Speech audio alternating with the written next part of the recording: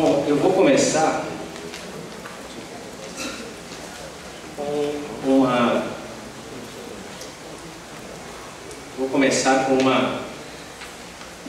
lendo um trecho aqui da nota que eu fiz para o livro que eu organizei, que eu acho que é um bom começo. Há muito tempo, Antônio Cândido, numa entrevista a uma outrora credível revista semanal, a Veja, de 1975, indagado acerca da crítica cultural relevante que se operava no Brasil, respondeu sem vacilar: fora da universidade, eu mencionaria o grupo em torno do jovem Carlos Nelson Coutinho. Estava Carlos Nelson, então, com 32 anos.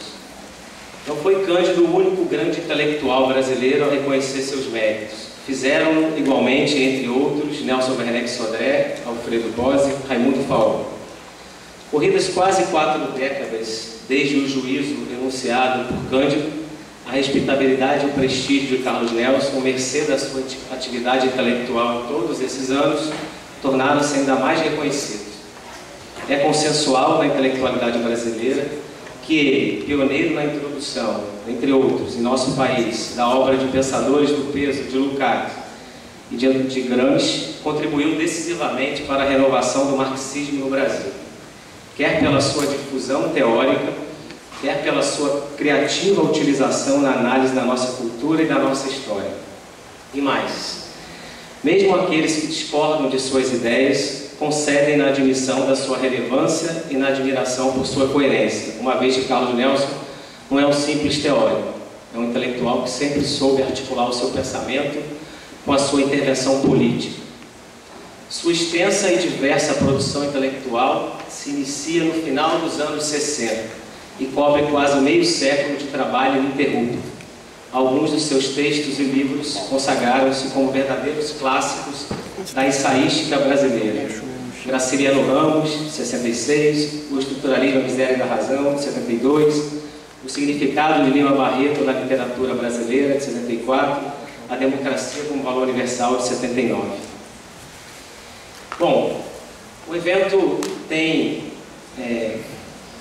uma dedicação à obra de Carlos Nelson Coutinho, mas certamente, para sermos coerentes com Carlos Nelson Coutinho, nós levantaremos polêmicas, porque Carlos Nelson foi polêmico, né? Era muito chegado a uma polêmica. Então não cabe tecer louros a Carlos Nelson, mas sem dúvida Carlos Nelson foi um pensador marxista muito destacado. E ele foi um pensador marxista destacado por duas razões que me parecem importantes, antes de chegarmos aí a algumas polêmicas. Primeiro, porque ele foi um intelectual marxista incomum. Foi um intelectual incomum porque precoce, né? A sua precocidade é admirável, né? Um companheiro que aos 17 anos de idade já publicava um texto sobre os problemas atuais da dialética. Ele foi um intelectual, além de precoce, formado fora da universidade. Preciso lembrar que Carlito chega na universidade já formado. Ele não é um produto da universidade. Ele serviu a universidade, não se serviu dela. É um intelectual em comum também porque é um intelectual original e autônomo, que não se limitava a reproduzir categorias. E também porque foi um intelectual extremamente produtivo. Nesses quase 50 anos de produção intelectual ininterrupta, Carlos Nelson produziu 11 livros, centenas de artigos, alguns ensaios clássicos, e o seu trabalho de tradutor, que deve ser destacado, que cobre um universo de cerca de 70 livros, dentre os quais textos de autores clássicos do marxismo e fora do marxismo. E sobretudo porque Carlos Nelson Coutinho, a despeito de seu intelectual produtivo, autônomo, original, da sua precocidade, Carlos Nelson Coutinho foi um intelectual, sobretudo militante.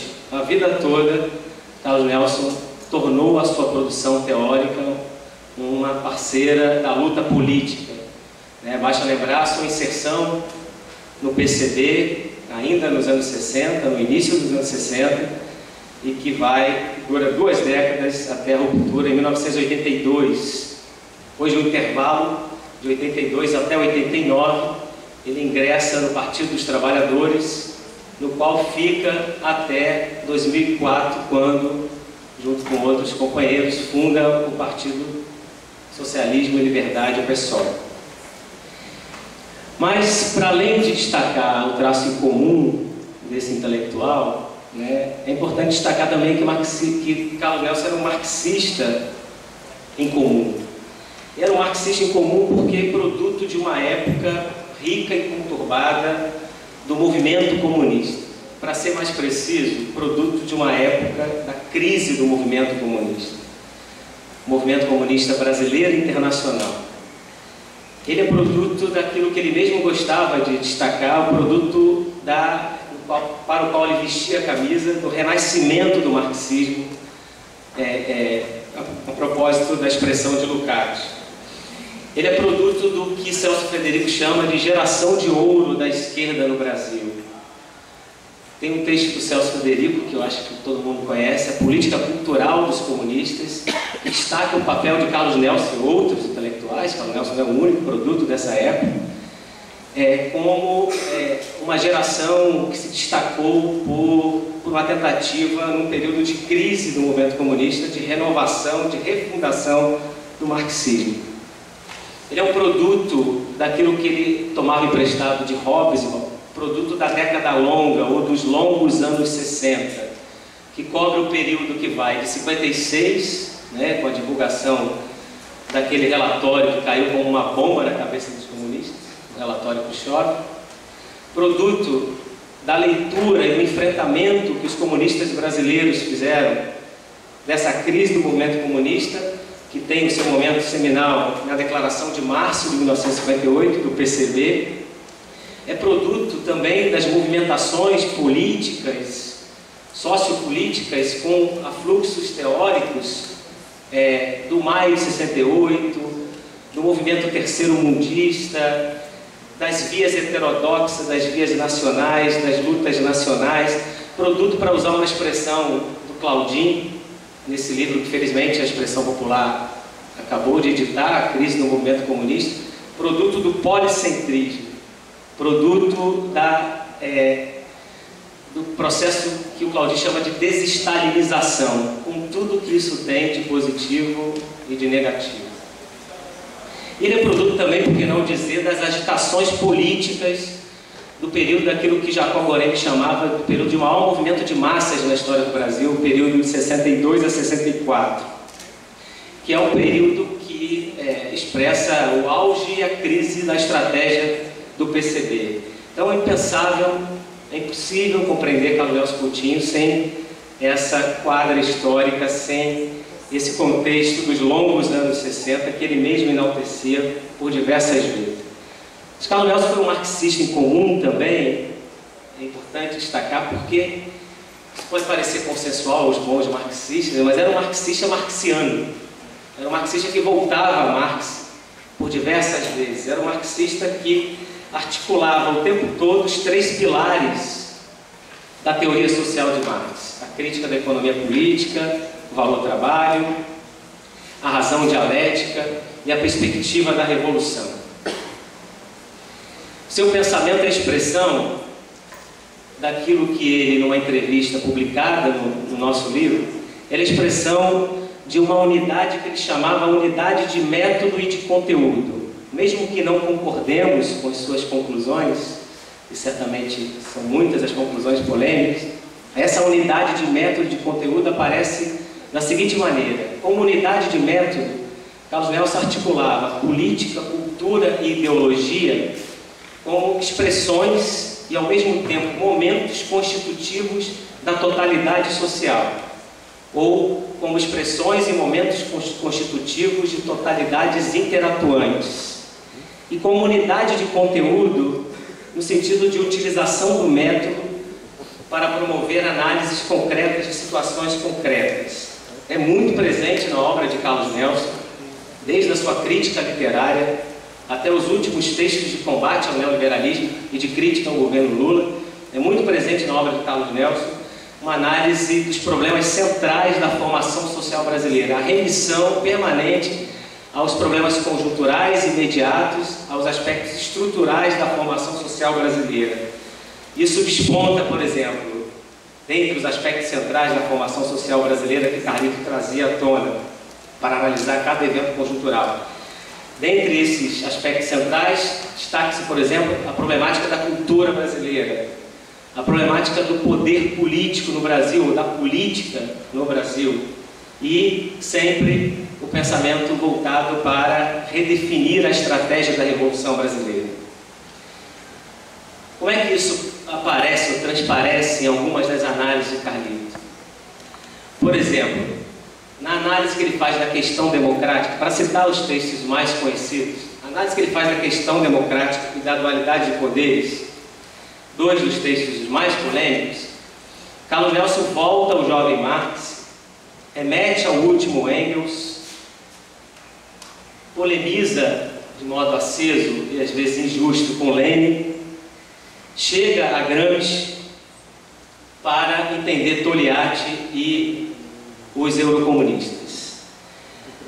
Há uma análise no contexto, nesse âmbito da análise da questão democrática e da dualidade de poderes, especificamente na dualidade de poderes, Carlos Nelson volta ao jovem Marx, por exemplo, na crítica da filosofia do direito de Hegel.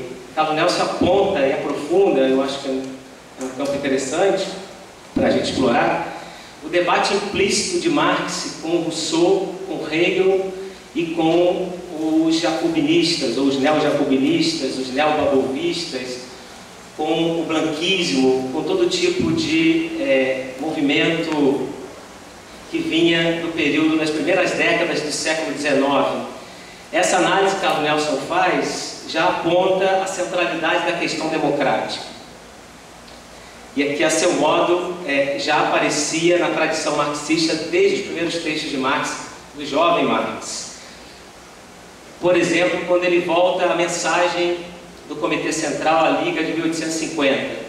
Todo mundo localiza esse texto, Marx e Engels também estão pensando lá as derrotas de 48 e 49, um texto que tem um objetivo claro de levantar a moral dos comunistas, a moral dos revolucionários diante das perdas materiais, das perdas humanas, que não foram poucas.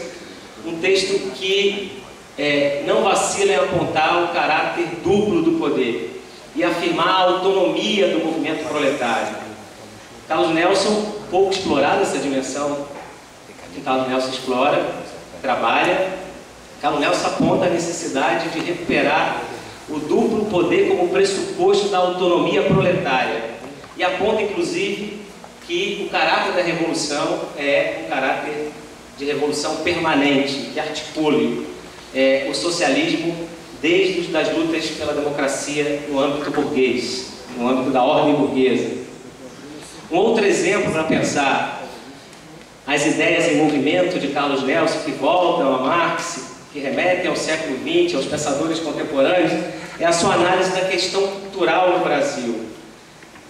Carlito voltava à cultura universal do tempo de Marx, à decadência ideológica burguesa pós-48, buscando em Lukács as fontes para entender o abandono de um tripé do método marxista, o abandono da razão dialética, do humanismo e do realismo. O resultado desse movimento de volta de Carlos Nelson aparece, por exemplo, no clássico O Estruturalismo e a Miséria da Razão, um texto escrito em 1970 e publicado em 72, citado aqui mais cedo pelo professor Louvi, e aparece também na sua crítica literária madura. E a crítica literária inicial de Carlos Nelson padece, a meu ver, de um certo culturalismo, um aspecto aí que a gente pode discutir. E um terceiro ponto importante desse caráter comum do marxismo de Carlos Nelson Coutinho, insisto, não sem polêmica, Carlos Nelson era adepto de um marxismo aberto, crítico e criativo, que não se limitava a reproduzir as categorias analíticas dos clássicos. Adaptava essas categorias à realidade brasileira. O resultado é que há em Carlos Nelson três aspectos importantes dessa, por falta de expressão melhor, dessa adaptação das categorias, ou como Michel Louvi disse, desse abrasileiramento das categorias dos clássicos. O resultado aparece em três aspectos importantes. Primeiro, Carlos Nelson combina via prussiana com revolução passiva.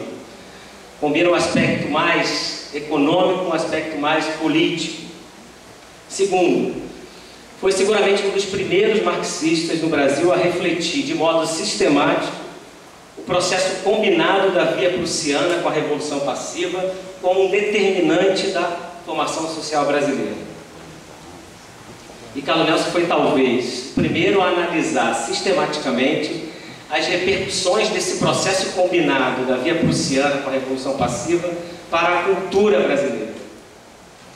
E por último, Carlos Nelson foi um marxista brasileiro, que deixou aquilo que o Zé Paulo Neto fala no livro que nós organizamos, deixou uma teoria do Brasil contemporâneo que articula num só tempo a questão cultural e a questão democrática no Brasil, a partir de uma tentativa de unidade, que o Zé Paulo chama de diferenciada remissão marxista, e uma tentativa de unidade entre Lukács e Gramsci, debatido aqui no final da primeira mesa. De Lukács, Carlito extraía, sobretudo, os fundamentos estético-filosóficos e a análise da alta cultura. De Gramsci, extraía a esfera do político e a cultura em sentido largo. A sua análise nesse conduto culmina numa conclusão de que há uma inexistência de uma articulação orgânica entre intelectuais e povo, que configura o caráter não nacional popular da cultura, uma cultura inautêntica, verdadeiramente inautêntica. E a proposta que Carlos Nelson apresenta, isso aparece tanto a Democracia como Valor Universal, e aparece em Cultura e Sociedade no Brasil, um ensaio já clássico. A proposta que Carlos Nelson levanta é de complementariedade entre realismo como método e nacional popular como conteúdo.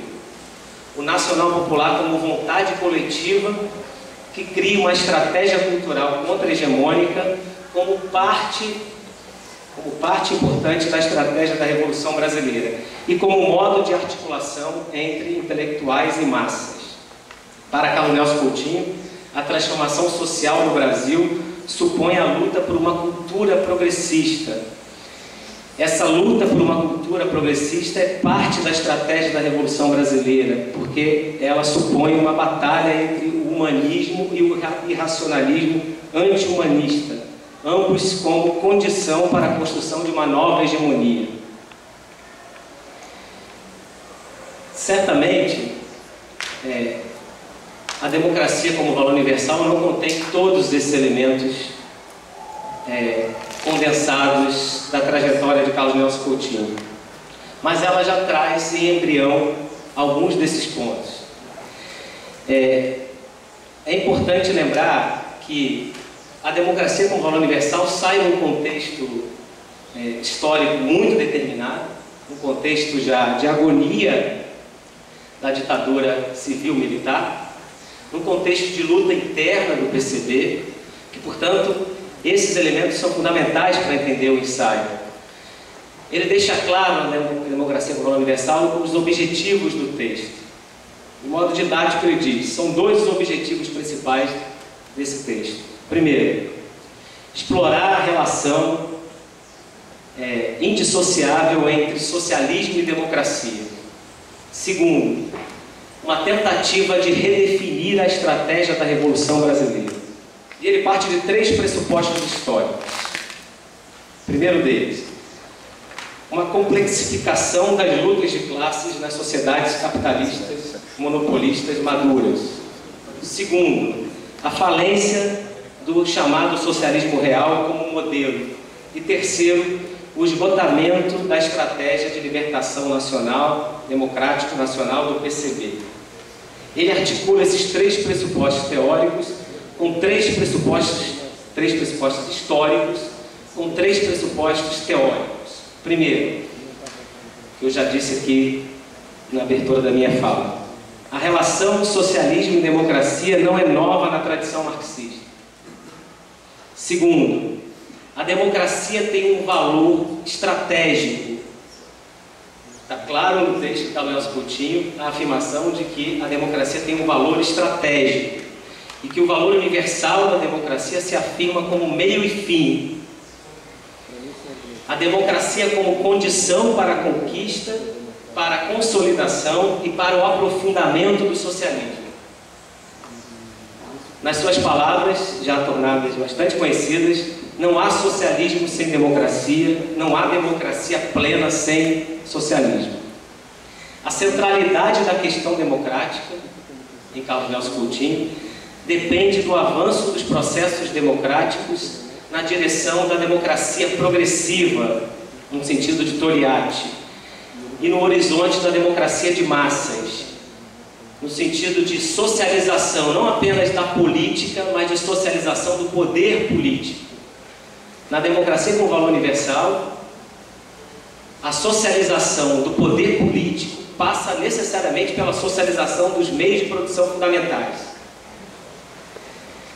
Tal centralidade da questão democrática se afirma na conquista da hegemonia, ainda na ordem burguesa, que torna o proletariado a classe dirigente. Carlos Nelson fala, inclusive, de bloco histórico do proletariado, que deve tornar a classe dirigente capaz de, no âmbito da segunda etapa da transição socialista, se afirmar como classe dominante, até a construção da sociedade comunista.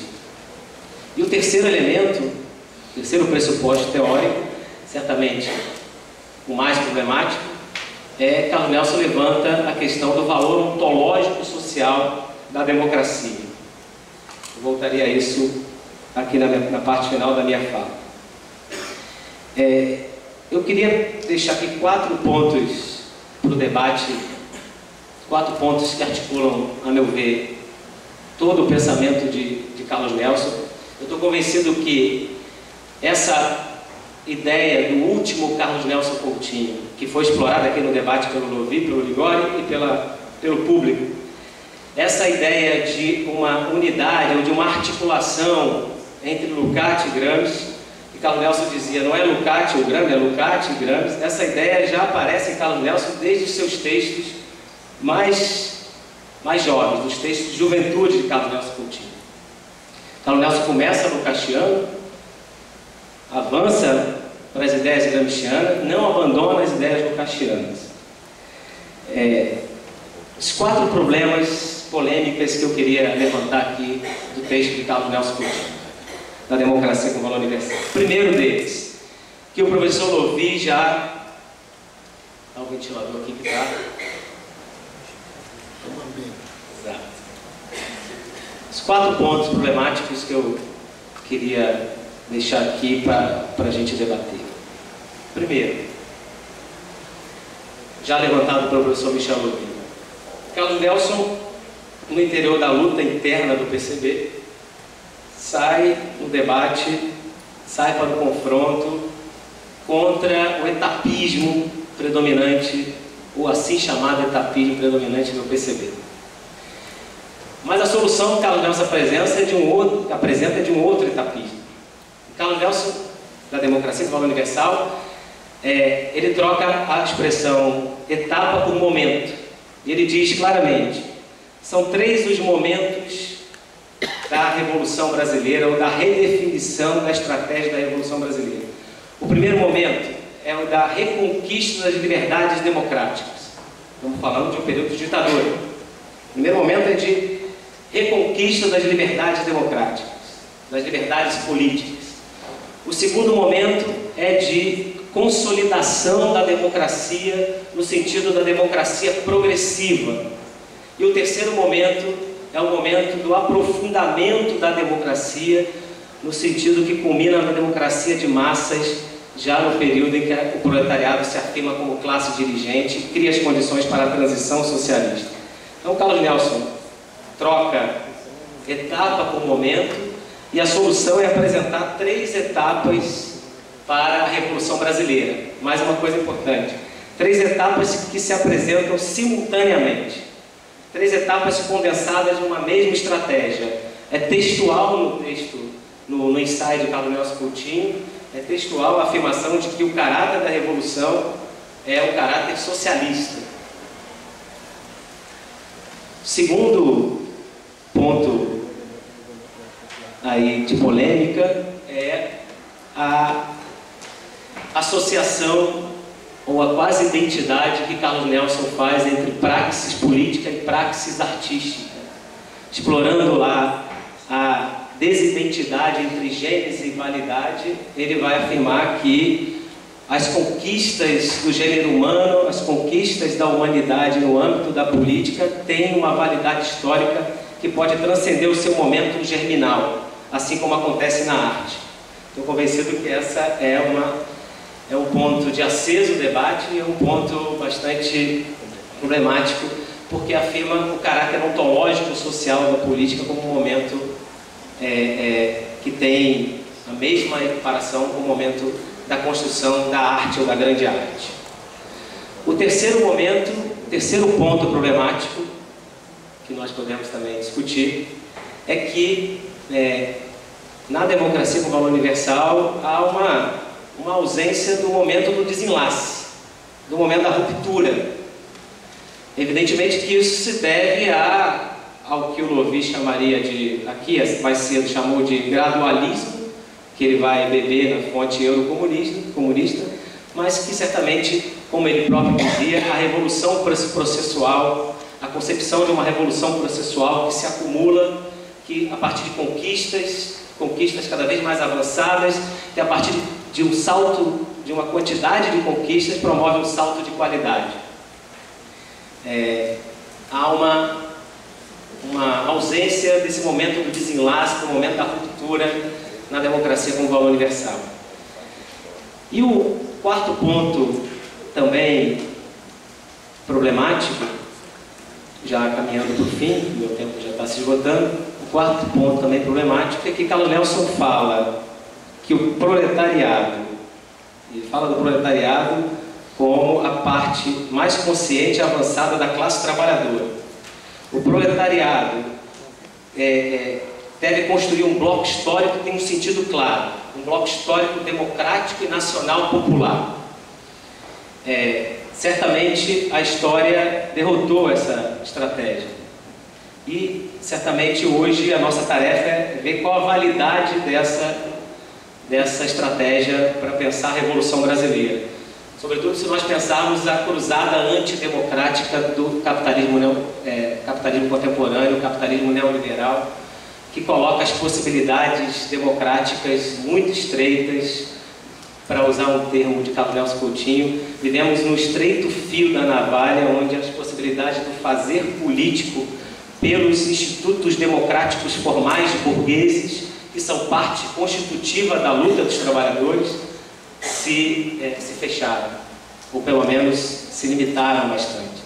Então essas são algumas questões que eu queria trazer, que a gente pode discutir um pouco mais no debate. Obrigado.